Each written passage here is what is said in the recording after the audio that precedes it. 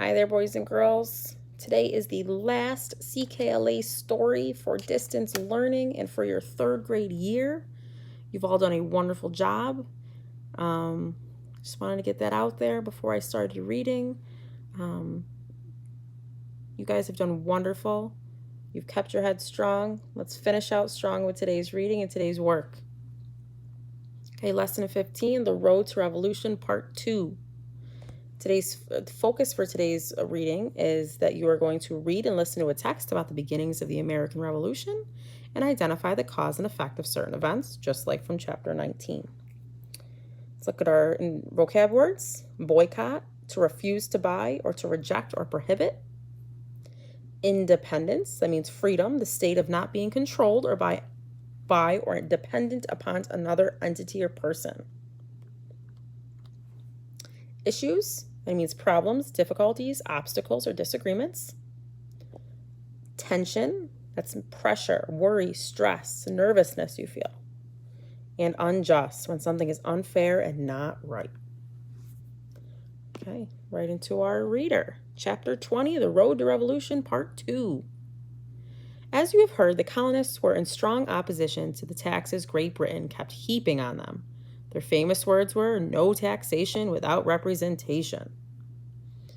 See, this is an illustration of someone we're going to read about in just a minute, Patrick Henry, before House of Burgesses, speaking against the tax. One man in particular, Patrick Henry, began to speak up. Patrick Henry was a Virginia lawyer. In Williamsburg, Virginia, he stood before the House of Burgesses and spoke out against the king and the new tax.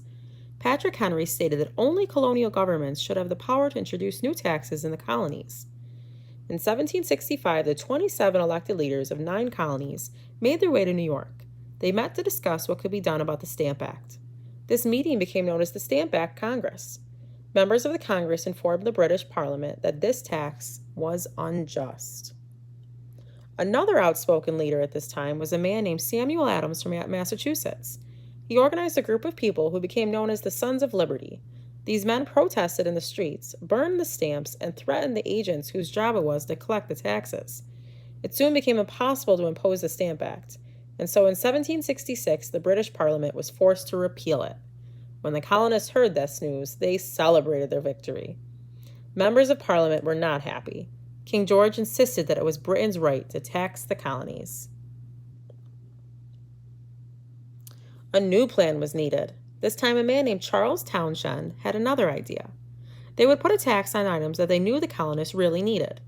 These items, which were used daily in colonial times to make many things, included paint, paper, glass, lead, tea, wool, and silk. See, here's an illustration of Sons of Liberty protesting against those taxes.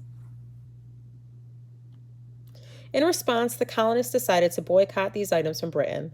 They began to make their own products. Colonists purchased tea from other sources or drank Liberty tea made from herbs and berries. Many women even began making their own cloth. This hurt British manufacturers, and before long, this tax was also removed. That is, all except for the tea tax on tea. So the colonists' boycott of British tea continued. Alarmed by the level of protest, Britain sent troops to the colonies. They arrived in Boston Harbor in 1768. The colonists did not like the presence of British soldiers, especially because the soldiers had been sent to control them. Tension between the colonists and Britain continued to grow. In 1770, a scuffle or brief fight broke out in Boston between British soldiers and a group of colonists. In the confusion, British soldiers fired their guns into the crowd and killed 5 colonists, injuring 6 others. The first to die was a man named Crispus Attucks. People were horrified. The soldiers were immediately arrested. This terrible event became known as the Boston Massacre. The relationship between the colonists and Britain was becoming much worse. This is an illustration of the Boston Massacre with Crispus Attucks. It would not be fair to say that tea caused the American Revolution, but it played a part. The colonists were still refusing to buy tea from Britain, and King George and his government were refusing to listen to the colonists. In 1773, the British Parliament introduced a new law called the Tea Act. This time they said that only the British East India Company could sell tea to the colonies, and the tea would still be taxed. The colonists responded that not only did they not want this tea, They didn't want trade ships bringing it into the colonies either. In other words, they would give up drinking tea altogether. In 1773, 3 British trade ships loaded with tea appeared in the Boston harbor. The Sons of Liberty took action. Wearing elements of Native American war clothing, they threw all of the tea into the water. This event became known as the Boston Tea Party.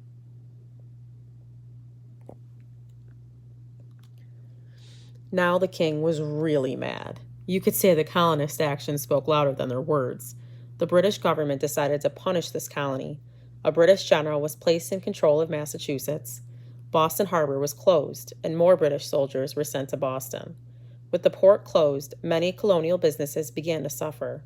The colonists called these recent British decisions the Intolerable Acts because they were not willing to put up with them. Rather than back down, the colonists began to join together. Many colonists were even more convinced now that the British did not understand them or care about them. Colonists were now daring to think about and talk about establishing their independence from England and becoming their own nation. These who wanted to become independent or free of England were called patriots. People still loyal to England and the king were known as loyalists. It was clear that the colonists' relationship with Britain was changing, and elected leaders of the colonies had to decide what to do. George Washington, John Adams, Thomas Jefferson, James Madison, Benjamin Franklin, John Hancock, and other leaders came together for a gathering in Philadelphia known as the First Continental Congress. In this meeting, the leaders voted to end all trade with Britain until Britain repealed the Intolerable Acts. Most people still hoped that these issues could be resolved peacefully. However, it was decided that each colony should begin to store weapons and train men for war. See, here's an illustration here of the Founding Fathers. Washington, Adams, Jefferson, Madison, Franklin, and Hancock. On April 18, 1775, British soldiers were given information about colonial weapons that had been secretly stored in a town called Concord, about 20 miles from Boston. The soldiers were ordered to seize the weapons and destroy them. The British soldiers began to march towards Concord. A colonist named Paul Revere wrote through the night to inform his fellow patriots that the British were coming. Perhaps you are familiar with this first part of a famous poem called Paul Revere's Ride by Henry Wadsworth Longfellow, based on this historic event. Here's the poem. Listen, my children, and you shall hear of the midnight ride of Paul Revere. On the 18th of April in 75, hardly a man is now alive. Who remembers that famous day and year?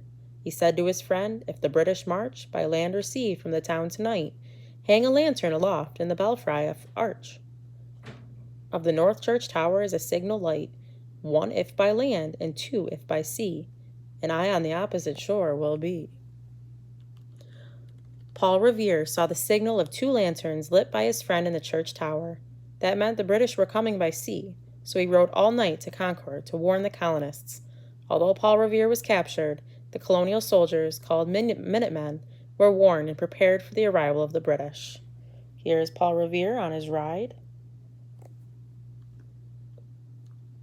The very first shots of the American Revolution were fired in Lexington on April 19, 1775, as the British soldiers were on their way to Concord.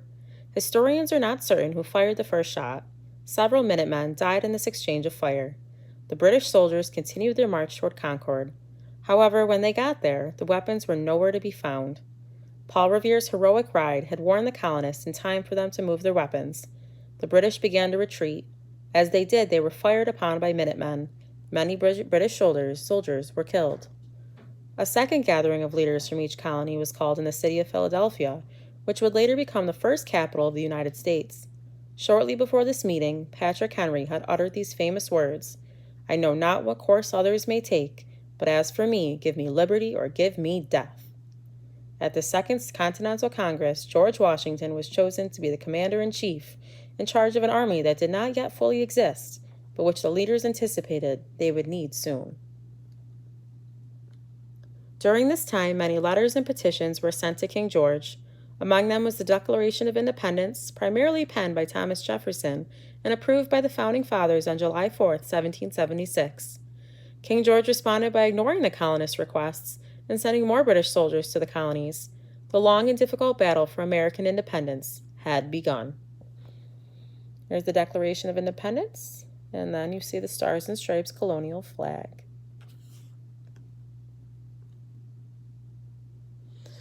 All right, boys and girls, that is the end of our reader. We have finished it. I hope that everybody can get right into their questions for today. It is our final day. I want you to make sure that you're also just make sure that you kind of check it over. This is the final assignment, boys and girls. It is the last stretch for CKLA. You've done a great job. Have a great summer, boys and girls.